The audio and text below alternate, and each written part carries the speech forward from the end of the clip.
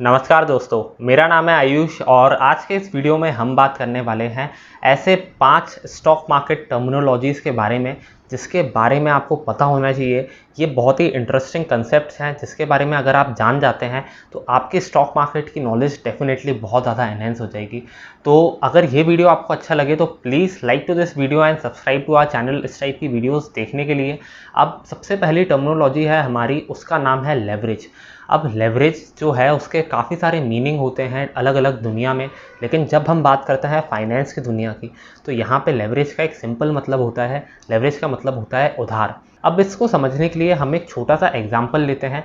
मान लीजिए अगर आपका जो अकाउंट है डीमैट अकाउंट वो अपस्टॉक्स के पास है और आपके अकाउंट में 500 रुपये रखे हैं, तो जाहिर सी बात है आप 500 रुपये अगर आपके अकाउंट में रखे हैं तो आप 500 रुपये तक के ही शेयर खरीद पाओगे या 500 रुपये के ही शेयर बेच पाओगे।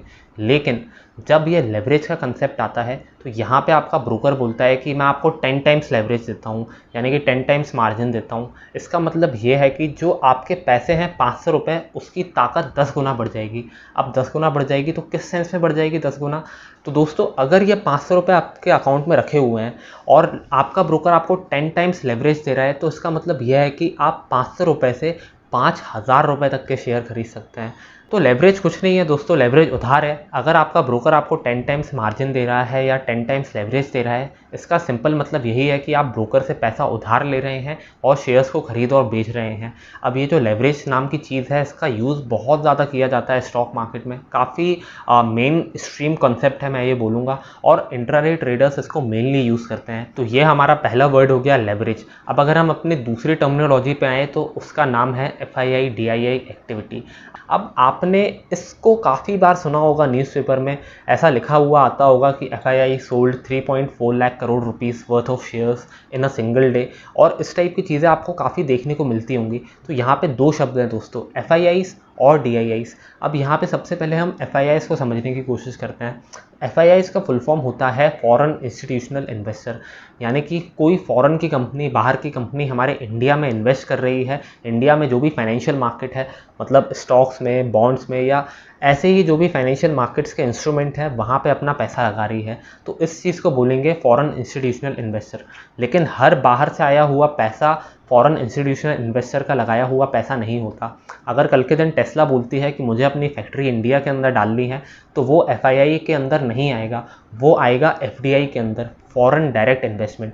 जो कि कंपनी डायरेक्ट अपनी फैक्ट्री लगा रही है, किसी फाइनेंशियल मार्केट के इंस्ट्रूमेंट में पैसा निवेश नहीं कर रही है, इसी वजह से उसको FDI बोला जाएगा। लेकिन जब हम FII की बात करते हैं तो यहाँ पे Morgan Stanley, bank of America या ऐसा कोई भी फॉरेन इंस्टीट्यूशन जो भी इंडिया में पैसा लगाना चाहता है वो आ जाते हैं सारे FII के अंदर। और अगर हम बात करें DII की, मतलब डोमेस्टिक इंस्टीट्यूशनल इन्वेस्टर, तो इसमें आपका LIC आ गया, SBI आ गया, UTI आ गया, और ऐसी जो भी इंडियन कंपनीज़ हैं, जो भी इंडिया की बड़ी बड़ी कंपनीज़ हैं, उन सबको बोला जाता है DII।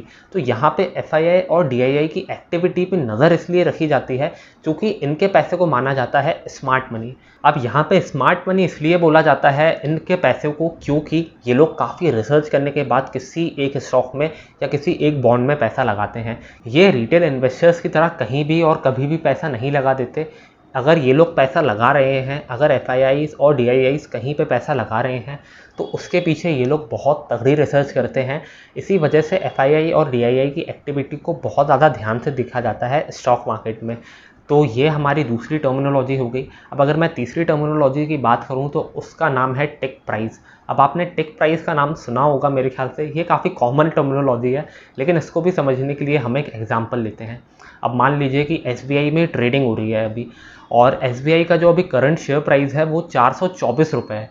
तो अब यहाँ पे अगर शेयर प्राइस ऊपर जाएगा तो वो ऊपर कुछ इस प्रकार से जाएगा, 424 रुपये 0.00 पैसे, 424 रुपये 0.05 पैसे, 424 रुपये 0.10 पैसे। तो इस टाइप से ऊपर जाएगा प्राइस, और जब प्राइस नीचे भी आएगा ना तो वो 5 पैसे से नीचे आएगा, जब प्राइस ऊपर जाएगा तो वो 5 पैसे से ऊपर जाएगा। तो ये जो 5 पैसे का डिफरेंस है ना, मतलब प्राइस के ऊपर और नीचे जाने में, इसको बोला जाता है टिक प्राइस। तो इंडिया के स्टॉक मार्केट में जब भी किसी स्टॉक को ऊपर या नीचे जाना हो तो वो मिनिमम उसको 5 पैसे से जंप तो माननी पड़ेगी। इस चीज़ को बोला जाता है टिक प्राइस। ये बहुत ही सिंपल कंसेप्ट है, लेकिन मेरे ख्याल से आपको इसके बारे में पता होना चाहिए। अब जो हमारा चौथा कंसेप्ट है या चौथी टर्मिनोलॉजी है उसका नाम है एल्गो ट्रेडिंग। अब इसके बारे में बहुत कम लोगों ने सुना होगा कि ये एल्गो ट्रेडिंग होती क्या है, लेकिन मैं आपको दोस्तों बता देना चाहता हूँ कि आज के टाइम पे इंडिया के अंदर जो भी ट्रेडिंग होती है मार्केट में, उसकी 60 से 70% जो ट्रेडिंग है ना, वो एल्गो ट्रेडिंग होती है। तो यहाँ पे ये जो एल्गो ट्रेडिंग है, ये बहुत ही नया सा टर्म सुना होगा कुछ लोगों ने पहली बार। तो दोस्तों एल्गो ट्रेडिंग कुछ नहीं है, एल्गो ट्रेडिंग है कंप्यूटराइज्ड ट्रेडिंग। अब यहाँ पे जो भी कंप्यूटर प्रोग्रामिंग लैंग्वेजेस होती हैं जैसे कि पाइथन, C++, जावा, इन सारी टेक्निक्स को या इन सारी लैंग्वेजेस को यूज़ किया जाता है स्टॉक मार्केट में ट्रेडिंग करने के लिए। अब यहाँ पे जब हम बात करते हैं एल्गो ट्रेडिंग की, तो एल्गो का मतलब होता है सेट ऑफ इंस्ट्रक्शंस। अब यहाँ पे मतलब जो आदमी लोग रहते हैं ना, वो कंप्यूटर को बता देते हैं कोडिंग करके कि यार आप है ना इस स्टॉक को इस लेवल पे बाय करना। जैसे मान लीजिए अगर SBI का प्राइस 424 रुपये पे है और SBI का प्राइस 400 के नीचे चला जाए तो आप बाय कर लेना।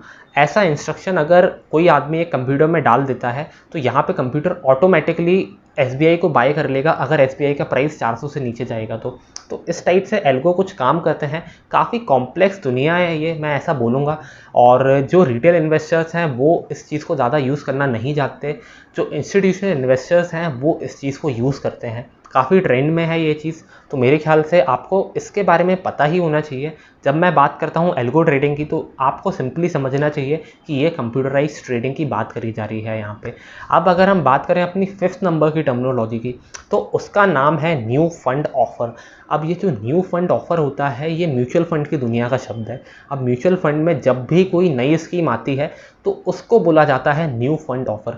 अभी हम अगर इसका एग्जांपल लें तो अभी रिसेंटली नवी म्यूचुअल फंड की एक स्कीम आई थी, नवी निफ्टी 50 इंडेक्स फंड। अब ये जो नवी म्यूचुअल फंड है ना दोस्तों, ये सचिन बंसल की कंपनी है जो कि फ्लिपकार्ट के फाउंडर रह चुके हैं और इन्होंने अपना एक नया अभी म्यूचुअल फंड स्टार्ट किया है।